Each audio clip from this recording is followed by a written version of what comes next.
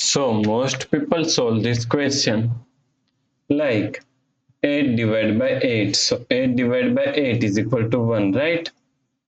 Then again 8 divided by 8. So 8 divided by 8 is equal to also 1. Now 1 divided by 1. So 1 divided by 1 is equal to 1, right? But this answer is not correct. This answer is completely wrong. So now let's solve this problem correctly by using a PEMDAS rule, right?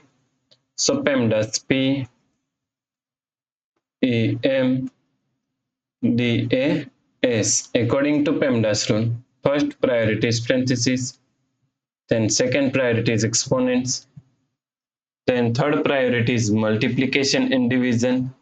Here multiplication and division both have equal priority, so we have to solve it from left to right. Then fourth and last priority is addition and subtraction. Also addition and subtraction both have equal priority, so we have to solve it from left to right. So in this question, here we have division, and here division, and all have equal priority, so we have to solve it from left to right. So first we have to solve this division, right? So 8 divided by 8 is equal to 1 divided by 8 divided by 8. Now 1 divided by 8 can be written as 1 upon 8 divided by 8.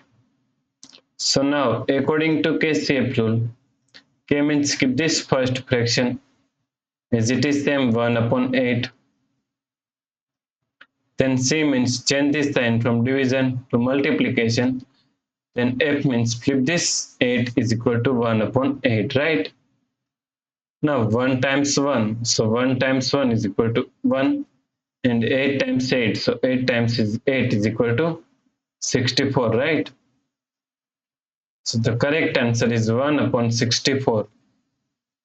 If you like this solution, then please like, share and subscribe Virakti Education YouTube channel, and also do not forget to comment your answer.